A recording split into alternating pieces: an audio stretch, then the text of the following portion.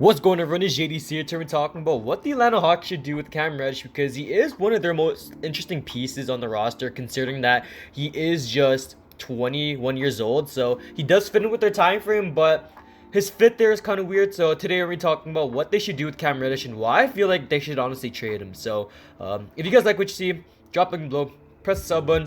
You know, I do NBA content here, mostly Houston Rockets, but we're doing NBA content for right now because Houston Rockets news is kind of dry right now. So we're doing some news today on Cam Reddish, the Hawks, other NBA teams in general. So if you like that, if you guys like that type of content, drop a like below, press the sub button. It'd be really appreciated. And let's get to the video. So the Atlanta Hawks, they drafted Cam Reddish in the 2020-19 NBA draft with the 10th overall pick. And Cam Reddish, I honestly like his game. He's probably one of my favorite players on the Hawks right now. Probably my favorite player on the Hawks because, you know, I like Trae Young, you know, but his way to draw fouls is kind of annoying. So Cam Reddish, I definitely like his game a lot. He was just injury prone for the most part last season, which kind of sucks, but his game overall seems pretty great to me. So he did average 11 points per game, 4 rebounds and 2 assists. Very solid stats for someone that's only 20 years old. So he is 6'8", 218 pounds, a small forward. He definitely can run the 2, but I definitely see him more of a 3 than 2. You know, that's kind of my opinion. But, you know, Hawks fans, you guys can let me know if he runs the 2 or not. But I definitely like Cam Reddish at the 3. His shooting splits aren't really that great. He only played in 26 games too, which is pretty low. Did average 37% from the field and then 26% from 3, which isn't all that great. 82% from the free throw line, which is pretty great. His shooting splits aren't really that great. Like in the postseason, he was shooting way better than he was in that one series against, I want to say, the Knicks. Yeah, the Knicks. He did shoot 53% from the field and then 64% from 3. Absolutely crazy in that series. And then he did average 13 points per game. Did average a steal a game, actually 2 steals a game, and did average 2 assists and 4 rebounds. So Cam Reddish, I definitely think he has a lot of potential. It's just that the fit on the Hawks is kind of weird because they did draft Jalen Johnson, who is a small forward. And honestly, he's looking like a stud. He really is a stud. Very athletic. Someone that can score the ball at will. 6'9", 220 pounds. He's probably going to fill in the role of the small forward. And they also got people like not Brandon Goodwin. They also got Gallinari, who's still on the team. They also got John Collins. You know, they still got all these people. Kevin Huerter, Solomon Hill. But Cam Reddish, I don't know where he fits on this team.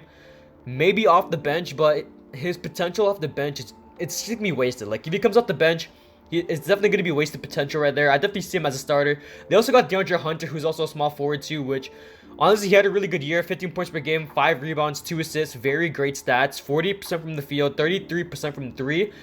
Not Cam Reddish, DeAndre Hunter, I definitely think that's their small forward. Their starting small forward, and then Jalen Johnson, that's their backup small forward. So Cam Reddish is the odd man out. Now if I'm the Hawks, I'm definitely looking to trade him for maybe some other pieces to improve the roster where they need it. So the Hawks, what they're looking like right now is probably Trae Young. Shooting guard is probably Bogdan Bogdanovic or Kevin Huerter, either one. You know, I definitely start Bogdan Bogdanovic over Kevin Huerter. I just like shooting for Bogdan over Kevin Huerter. Small forward is definitely going to be DeAndre Hunter if he's not injured, obviously. So power forward, John Collins, and then center Clint Capella. Off the bench, they got people like Sharif Cooper on the bench. They still got Gallo. They still got Solomon Hill. They got Jalen Johnson, Onyeka Okongwu. So yeah, Cam Reddish is definitely the odd man out. Lou Williams, though.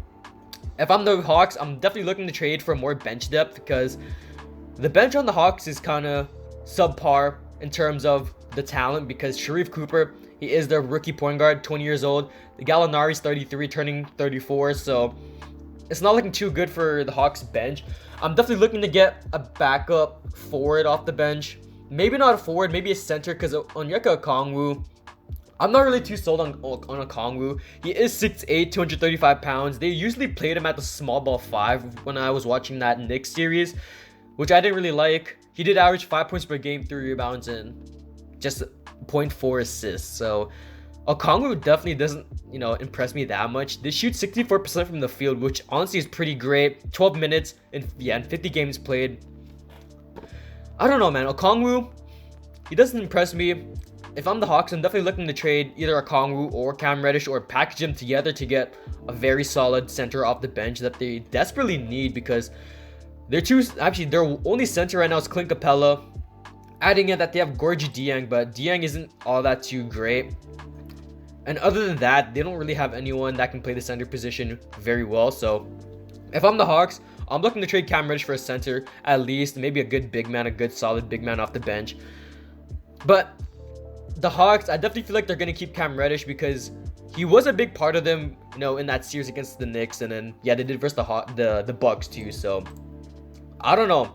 The Hawks are definitely a really interesting place for Cam Reddish. In the last game against the Milwaukee Bucks, he did drop 21 points, which is absolutely crazy. They shoot 86% from 3 and then 58% from the field. So his potential is absolutely high up there, Cam Reddish. I would have honestly loved him on the Rockets too if the Rockets maybe gave up some good, I don't know what they give up, maybe Eric Gordon, maybe a young player, Josh Christopher, which honestly I'd be fine with giving up Josh Christopher and Eric Gordon to get a forward, because that's one of the Rockets' hugest weakness is the small forward position, but obviously it's not a Rockets video. So if I'm the Hawks and I'm getting Eric Gordon and Josh Christopher back, Eric Gordon fills in that 6-man position, which they also need some scoring off the bench. I mean, look at their bench. Gallinari, he's injury prone. He can get you like at least 10 points per game. Sharif Cooper is going to be, up and down because he is a rookie. Then they got Solomon Hill, who's not really scoring too much. So they definitely need some scoring off the bench. Bringing in Eric Gordon would give them at least 15 plus points a night at least. And someone that can play some defense, someone that can play make, someone that has some veteran experience in the playoffs, which they really need to, because this team is fairly young in terms of what they have right now. Because Trae Young, 22 years old, he already has that playoff experience obviously from last year. And they also got people like Clint Capella, who has veteran experience in the playoffs. John Collins, who hasn't had too much, and then Sharif Cooper, Jalen Johnson, who are both of their rookies right there. De'Andre Hunter, who didn't play too much in the playoffs. So bringing in Eric Gordon gives them that veteran experience that they need. And well, honestly, I definitely see this team going to the Eastern Conference Finals. Now, I will say that is a stretch. They will have to get through Milwaukee, Philadelphia, Brooklyn, all these good teams. But the Hawks, they have so much potential because Trae Young is probably one of the best players in terms of, passing and playmaking and also shooting. His offensive ability is so versatile. The way you can just pass the ball to Capella, absolutely ridiculous. So him and Capella are a really good duo. Adding in Bogdan Bogdanovic, who's a very great shooter from 3. Adding in John Collins, who was on and off in the series against the Bucks, but he is a very solid player overall. And we're talking about a team that could, quite honestly, they could upset the Bucks or the Sixers. Maybe the Nets. I'm not really too sure about the Nets because the Nets' offensive firepower is absolutely insane. So until then, the Hawks, they definitely have a lot of promise. But if I'm the Hawks, I'm definitely looking to trade DeAndre Hunter. Not DeAndre Hunter. I'm definitely looking to trade Cam Reddish and getting a big off the bench. So the Hawks, they definitely have a very bright future. And honestly, I'm rooting for them in the Eastern Conference Finals alongside the Nets. So that's the end of the video. If you guys like the video, drop them below. Press the sub button. It'd be really appreciated. And I'm out. Peace.